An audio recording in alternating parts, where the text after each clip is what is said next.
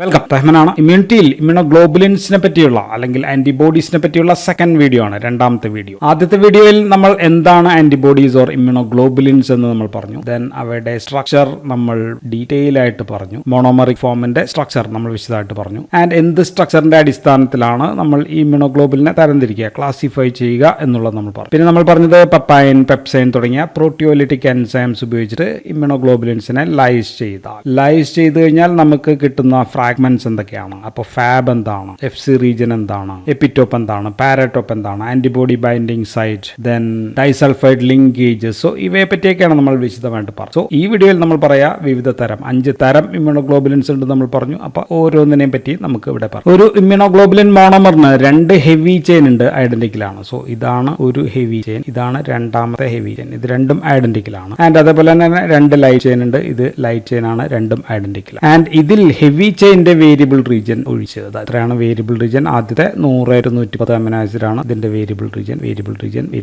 Of heavy. ഇത് ഒഴിച്ചിട്ട് ബാക്കി ഇത്രയും ഭാഗം അവിടെ ഉള്ള ചെറിയ വ്യത്യാസങ്ങൾ വെച്ചിട്ടാണ് നമ്മൾ 5 തരം, അല്ലെങ്കിൽ ഈ ഭാഗത്തെ നമ്മൾ വിളിച്ചത് കോൺസ്റ്റന്റ് റീജിയൻ വെച്ചാണ് നമ്മൾ 5 തരം ഉണ്ടെന്ന് പറഞ്ഞത്. അതിന്റെ നിമോണിക് എന്ന് പറയുന്നത് ഗെയിംഡ് എന്നാണ് നമ്മൾ പറഞ്ഞത്. ഗെയിംഡ് ആണ് mnemonic. So immunoglobulin gamma type ആണെങ്കിൽ, if it is gamma type ആണെങ്കിൽ അത് ഇമ്മ്യൂണോഗ്ലോബുലിൻ G ആണ്. ദെൻ ഇമ്മ്യൂണോഗ്ലോബുലിൻ ആൽഫ ടൈപ്പ് ആണെങ്കിൽ അത് ഇമ്മ്യൂണോഗ്ലോബുലിൻ A ആയിരിക്കും. അത് മ്യൂ ടൈപ്പ് ആണെങ്കിൽ ഇമ്മ്യൂണോഗ്ലോബുലിൻ M ആണ്. ദെൻ E ആകുമ്പോൾ എപ്സിലൻ ആയിരിക്കും, ഇമ്മ്യൂണോഗ്ലോബുലിൻ E ആണ്. ദെൻ ഇമ്മ്യൂണോഗ്ലോബുലിൻ ഡെൽറ്റ ആണെങ്കിൽ അത് IgD. സോ ഇങ്ങനെയാണ് നമ്മൾ 5 തരം പറഞ്ഞത്. ആൻഡ് ഇവിടുത്തെ ഈ കോൺസ്റ്റന്റ് റീജിയൻ വെച്ചിട്ട് നമ്മൾ കപ്പ ആൻഡ് ലാംഡ ഇങ്ങനെ നമ്മൾ 2 എണ്ണം പറഞ്ഞു. ആദ്യം ഗാമ ടൈപ്പ്, അതാണ് ഇമ്മ്യൂണോഗ്ലോബുലിൻ G എന്ന് നമ്മൾ പറയുന്നത് ഗാമ ടൈപ്പ് ആണ്. ഇതാണ് ഏറ്റവും കൂടുതലുള്ളത്, ബ്ലഡിനകത്ത് ഏറ്റവും കൂടുതലുള്ളതാണ്. 75-80% ഇമ്മ്യൂണോഗ്ലോബുലിൻ ഗാമ ടൈപ്പ് ആണ്. മോസ്റ്റ് അബണ്ടന്റ് ഇമ്മ്യൂണോഗ്ലോബുലിൻ ഇതാണ്. ആൻഡ് ഇതൊരു മോണോമറിക് ആണ്. ഇതിന്റെ സ്ട്രക്ചർ നമ്മൾ വരച്ചത്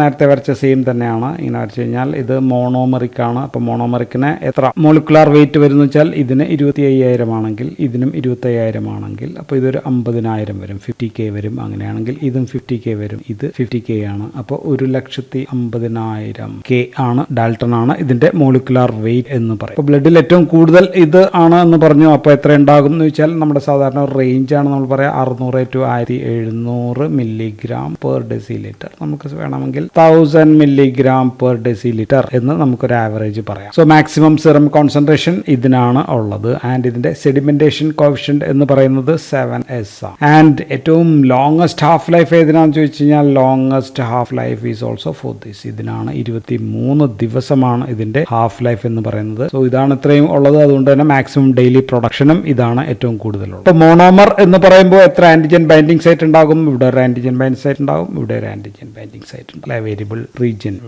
റീജിയൻ. സോ അപ്പോൾ 2 ആന്റിജൻ ബൈൻഡിങ് സൈറ്റ് ആണ് ഇതിന് ഉള്ളത്. ആൻഡ് ഇത് വിവിധ തരം ഉണ്ട്. അപ്പോൾ നമുക്ക് സബ് ക്ലാസ്സസ് ആണ് നമ്മൾ പറയുന്നത്. അത് ഒന്ന് G1 ആണ്, രണ്ടാമത്തെ G2 ആണ്, മൂന്നാമത്തെ G3 ആൻഡ് G4. ഇങ്ങനെ 4 തരം സബ് ക്ലാസ് ഉണ്ട്. ഡിപ്പെൻസ് അപ്പോൺ എവിടെയാണ് വ്യത്യാസം എന്ന് വെച്ചാൽ ഇവിടെയുള്ള CH domain and CH2 and CH domain, ഇവിടെയുള്ള വ്യത്യാസം കൊണ്ടിട്ടാണ് നമ്മൾ ഇതിന്റെ വിവിധ തരത്തിലാക്കിയിരിക്കുന്നത്. ആൻഡ് ഇതിൽ G3 ഇമ്മ്യൂണോഗ്ലോബുലിൻ G3ക്ക് ഹിഞ്ച് റീജിയൻ, ഇതിന്റെ ഹിഞ്ച് റീജിയൻ എന്ന് പറയുന്നത്, ഞാൻ ഹിഞ്ച് മാത്രം എന്ന് വരയ്ക്കുകയാണ്, ഇങ്ങനെ നമുക്ക് വരയ്ക്കാം. ഇവിടെ വലുതാണ്, ഇവിടെ ഒരുപാട് ഡൈസൾഫൈഡ് ബോണ്ട് ഉണ്ട്. സാധാരണ 2 ആണെങ്കിൽ ഇതിന് 2-15 വരെയും വരാം. So 2-15 disulphide linkages, 4-15 disulphide linkages ഉണ്ട് G3ക്ക്. സോ ഇനിയുള്ളതിനൊക്കെ എല്ലാത്തിനും ഡൈസൾഫൈഡ് ബോണ്ട് എത്ര ഉണ്ടെന്ന് വെച്ചാൽ 2 ഏകദേശം 2 വെച്ചാൽ. ഇപ്പൊ മോളിക്കുലാർ വെയിറ്റ് ഏറ്റവും കൂടുതൽ ഏതിനാന്ന് ചോദിച്ചാൽ അതും G3ക്കാണ്. സോ മാക്സിമം മോളിക്കുലാർ വെയിറ്റ് G3ക്കാണ്. ദെൻ പിന്നെ ഉള്ളത് G1 ആണ്. G1 കഴിഞ്ഞാൽ പിന്നെ G2നും G4നും തുല്യമാണ്. ഏറ്റവും കുറവ് അതിനാണ്. അപ്പൊ ഇതിൽ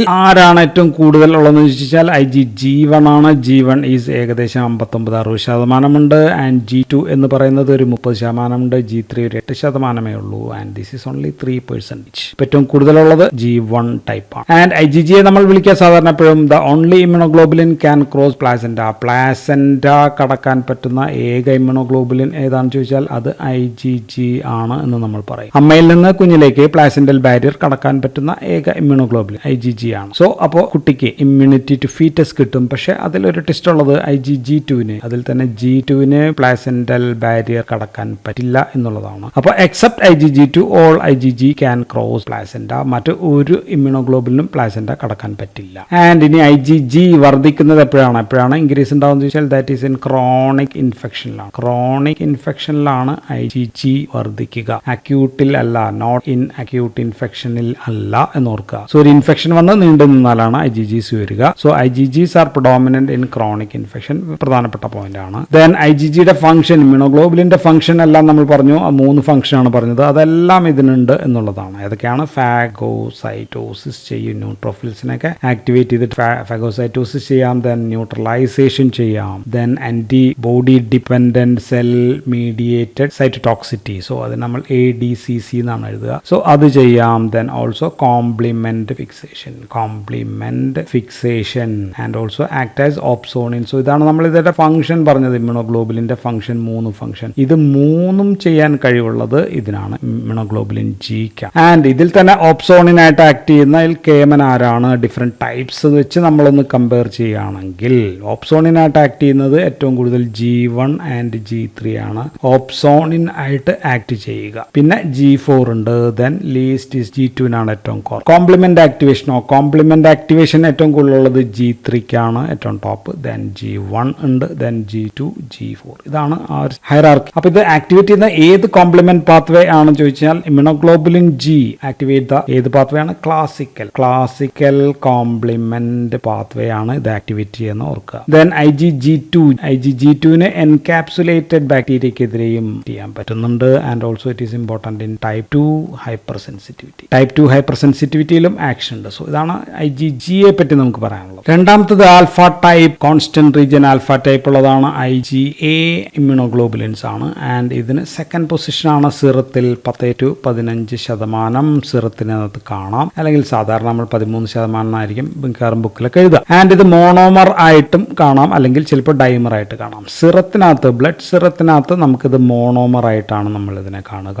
മോണോമർ, അപ്പം ഞാനൊന്ന് ജസ്റ്റ് ഒന്ന് വരയ്ക്കാം. ഡൈസൾഫൈഡ് ബോണ്ട് രണ്ടും വരച്ച് കഴിഞ്ഞാൽ ഇത് മോണോമർ ആയിട്ടാണ് കാണുക. സോ അപ്പോൾ ഇതിന്റെ മോളിക്കുലാർ വെയിറ്റ് ഒരു ഏകദേശം 1,50,000 എന്ന് പറയുമ്പോൾ 1,70,000 നമുക്ക് അങ്ങോട്ട് കൂട്ടാം. ആൻഡ് രണ്ടാമത്തത് സെക്രീറ്ററി IgA ആണ്. സെക്രീറ്ററി IgA എന്ന് പറയുന്നത് ഡൈമർ ആണ്. അപ്പോൾ രണ്ടും തമ്മിൽ ബന്ധിപ്പിക്കണം. ഞാൻ പിന്നെ വരയ്ക്കുന്നത് സെക്രീറ്ററി ആണ്. ദാ ഇങ്ങനെ വരച്ച് കഴിഞ്ഞാൽ, ദാ ഇങ്ങനെ കഴിഞ്ഞാൽ ഇത് അതിന്റെ ചെയിനുകളാണ്, ഡൈസൾഫൈഡ് ബോണ്ട്. സോ ഈ ചെയിനെ നമ്മൾ J ചെയിൻ എന്നാണ് വിളിക്കുക. ജോയിനിങ് ചെയിൻ ആണ് ഈ J ചെയിൻ എന്ന് പറയുന്നത്. അപ്പോൾ ഇതിന്റെ മോളിക്കുലാർ വെയിറ്റ് കൂടുമ്പോൾ അപ്പോൾ നമ്മൾ IgAയുടെ മോളിക്കുലാർ വെയിറ്റ് എത്രയുണ്ടെന്ന് വെച്ചാൽ 1,70,000 മുതൽ 3,85,000 വരെയാണ് നമ്മൾ പറയാം, 85,000 വരെ ഡാൽട്ടൺസ്. ആൻഡ് ഇത് ബ്ലഡിൽ എത്രയുണ്ട് എന്ന് ചോദിച്ചാൽ നമ്മൾ പറയാം 200 mg/dL ആവറേജ് ആണ്. ആൻഡ് ഇതിന്റെ ഹാഫ് ലൈഫ് എന്ന് പറയുന്നത് 6 to 8 days ആണ് half life. Sedimentation coefficient 7s to 11s ആണ്. ആൻഡ് ഡൈമർ ആയിട്ടുള്ളതിന് അപ്പോൾ എത്ര ആന്റിജൻ ബൈൻഡിങ് സൈറ്റ് ഉണ്ടാവും? 1, 2, 3, 4 antigen binding, 4 antigen binding sites ഉണ്ടാകും.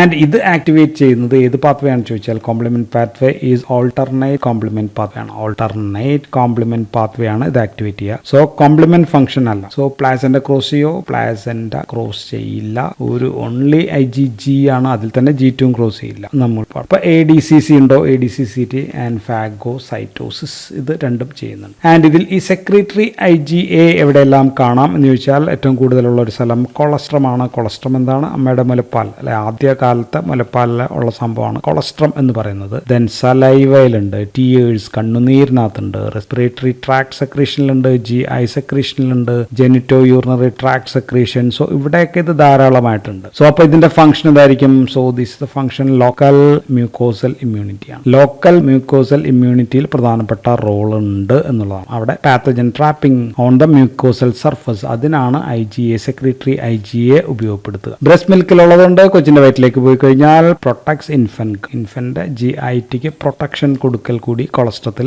വഴി നടക്കുന്നുണ്ട്. സോ ഇതാണ് IgA. അപ്പോൾ മൂന്നാമത്തത് mu variety, that is immunoglobulin M ആണ്. IgM ആണ് മൂന്നാമത്തത്.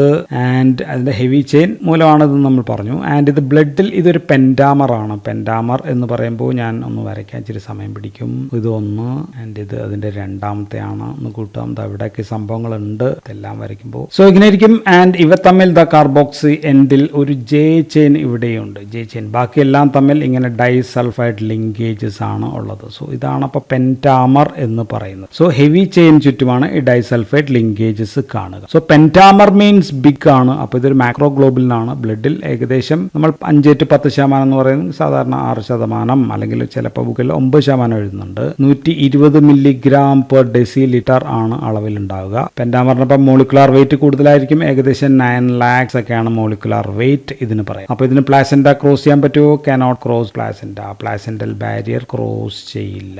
ബിഗ് ആണ്. സോ ഓരോ യൂണിറ്റിലും ഇവിടെ 2 ആന്റിജൻ ബൈൻഡിങ് സൈറ്റ് ഉണ്ട്. ഇവിടെയും 2 ഉണ്ടെങ്കിൽ കൂട്ടി നോക്കിക്കഴിഞ്ഞാൽ നമുക്കറിയാം 10 ആന്റിജൻ ബൈൻഡിങ് സൈറ്റ്സ് ഉണ്ട് എന്ന് നമുക്ക് കാണാൻ പറ്റും. സോ അപ്പോൾ ആന്റിജന് കൂടുതലായിട്ട് ബൈൻഡ് ചെയ്യാൻ പറ്റും. ഒരുപാട് ആന്റിജന് ഒറ്റ IgMൽ ബൈൻഡ് ചെയ്യാൻ പറ്റും. അപ്പോൾ ഇത് എവിടെയായിരിക്കും ഏറ്റവും അധികം കൂടുക എന്ന് വെച്ചാൽ ഇൻ അക്യൂട്ട് ഇൻഫെക്ഷൻസിലാണ്. So this rise in acute ഇൻഫെക്ഷൻസിന്റെ ഒരു മാർക്കറായിട്ട് നമുക്ക് പറയാം. So produced in primary immune. നമുക്കൊരു ഇൻഫെക്ഷൻ വന്നു കഴിഞ്ഞാൽ ആദ്യം ഉയരുക ഇതാണ്. So first antigen to be produced in infections എന്ന് ചോദിച്ചാൽ അത് IgM ആണ്. ആൻഡ് ഇത് ആക്ടിവേറ്റ് ചെയ്യുന്നത് ഏത് പാത്വേ ആണെന്ന് ചോദിച്ചു കഴിഞ്ഞാൽ that is classical complement pathway ആണ് ഇത് ആക്ടിവേറ്റ് ചെയ്യുക. And this is found only in ബ്ലഡിൽ മാത്രമേ ഉള്ളൂ. അതുകൊണ്ട് നമുക്കതിനെ ഇൻട്രാവാസ്കുലാർ മറ്റ് സെക്രീഷൻസിലോ ഫ്ലൂയിഡിലോ ഒന്നും ഇതില്ല. കോംപ്ലിമെന്റ് ഫിക്സേഷൻ ആണ് അല്ലെ. ഇവിടെ ആന്റിജൻ വന്ന് പിടിക്കുകയാണ്, ഇവിടേക്ക് ആന്റിജൻ വന്ന് പിടിക്കുകയാണ്. അപ്പോൾ complement fixation and also acting as opsonins ആണ് പ്രധാനം. ആൻഡ് ഇതിന് ഹിഞ്ച് റീജിയൻ ഇല്ല എന്ന് നമ്മൾ ഓൾറെഡി ഫസ്റ്റ് വീഡിയോയിൽ പറഞ്ഞതാണ്. സോ നോ ഹിഞ്ച് റീജിയൻ ഇല്ല. ആൻഡ് ഇതാണ് first antibody produced in foetus. ഫീറ്റസിനകത്ത് ഒരു കുട്ടിക്കകത്ത് ഉണ്ടാകുന്ന ഫസ്റ്റ് ആന്റിബോഡി എന്ന് പറയുന്നത് IgM ആണ്. ഫീറ്റൽ ഇമ്മ്യൂണിറ്റി കൊടുക്കുന്ന സംഭവമാണ്. സോ അപ്പോൾ ഇത് ഇൻട്രായൂട്രൈൻ ലൈഫിൽ ഇൻട്രായൂട്രൈൻ ഇൻഫെക്ഷൻസ് ഒക്കെ ഉണ്ടെങ്കിൽ മാർക്കറായിട്ട് നമുക്ക് ഉപയോഗിക്കാമല്ലോ. ഇത് ഉയർന്നു കഴിഞ്ഞാൽ അതിന്റെ അർത്ഥം there is some infection in the intrauterine.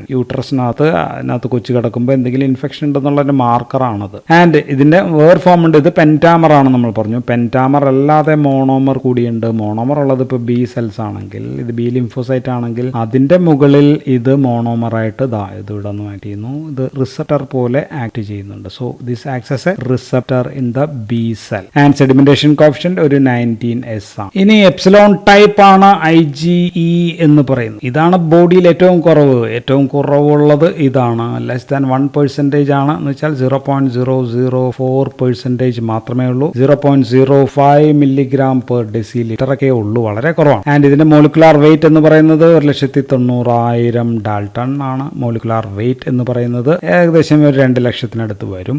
And this also a monomer ആണ് സംഭവം. ഇതും മോണോമർ തന്നെയാണ് എന്നുള്ളതാണ്. H2L2. So with 2 antigen binding domain അല്ലെങ്കിൽ സൈറ്റ് മാത്രമേ ഇതിനുള്ളൂ. ഹിഞ്ച് റീജിയൻ ഇതിനില്ല. IgEക്കില്ല, IgMനില്ല നമ്മൾ പറഞ്ഞു. And this the one with the shortest half life വളരെയധികം കുറവാണ്. സോ ലോവസ്റ്റ് സിറം കോൺസെൻട്രേഷൻ ഇതാണ്. ഷോർട്ടസ്റ്റ് ഹാഫ് ലൈഫ് ഉള്ളതും ഇതാണ്. ലോങ്ങസ്റ്റ് ഹാഫ് ലൈഫ് നമ്മൾ പറഞ്ഞു IgGക്കാണെന്ന് പറഞ്ഞു. ആൻഡ് പ്രധാനമായിട്ട് ഇത് മാസ്റ്റ് സെൽസ് ആൻഡ് ബേസോഫിൽ വന്ന് ഒട്ടിച്ചേർത്തിട്ട്, സോ മാസ്റ്റ് സെൽ അതിനകത്ത് ഹിസ്റ്റമിൻ ഉണ്ട്. ദെൻ ബേസോഫിൽ ബ്ലഡിലുള്ള സെല്ലാണ് ബേസോഫിൽ. അത് സെൽസിലാണെങ്കിൽ മാസ്റ്റ് സെൽ എന്ന് പറയും. സോ അതിനെ ഒട്ടിപ്പിടിച്ചിട്ട് അതിനെ ഡീഗ്രാനുലേറ്റ് ചെയ്യുന്നു. അപ്പോൾ ഇതിനകത്തുള്ള ഹിസ്റ്റമിൻ എന്ന് പറയുന്ന സംഭവം പുറത്തേക്ക് പോകുന്നു. So this important in allergy or അല്ലെങ്കിൽ നമ്മൾ അതിനെ ടൈപ്പ് 1 ഹൈപ്പർ സെൻസിറ്റിവിറ്റി എന്നാണ് വിളിക്കുക. ആൻഡ് ഹൈപ്പർ സെൻസിറ്റിവിറ്റി വീഡിയോസ് ഞാൻ ചെയ്തിട്ടുണ്ട്. സോ ഇതിലാണ് ഇതിന്റെ പ്രധാനപ്പെട്ട role. Allergic reactions, atopic dermatitis, asthma, ഇതൊക്കെ ആണ് ഇമ്പോർട്ടൻറ്റ്. സോ ഈ സമയത്തൊക്കെ ഇത് വരും. ഹിസ്റ്റമിൻ റിലീസ് ഉണ്ടാകും. മാത്രമല്ല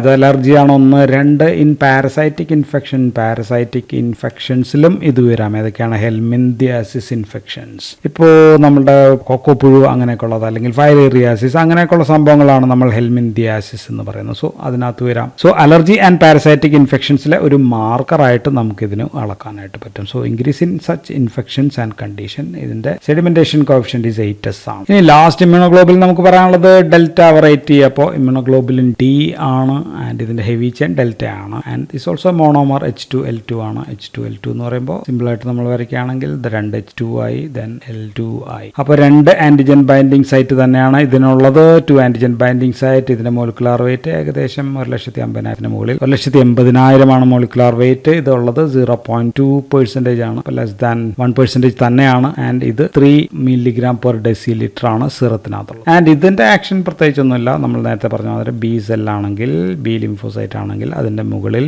ഇത് റിസപ്റ്റർ ആയിട്ടായിരിക്കും ഇത് ആക്ട് ചെയ്യുക. ആൻഡ് പ്ലാസെന്റ ക്രോസ് ചെയ്യാൻ പറ്റുമോ? പറ്റില്ല. ആൻഡ് ഫിക്സേഷൻ വല്ലതും ഉണ്ടോ? അതുമില്ല. സോ ഇതിന്റെ പ്രധാന function membrane receptor for B lymphocyte. Lymphocytes ആണ്. So that's all about immunoglobulin. So thank you for watching.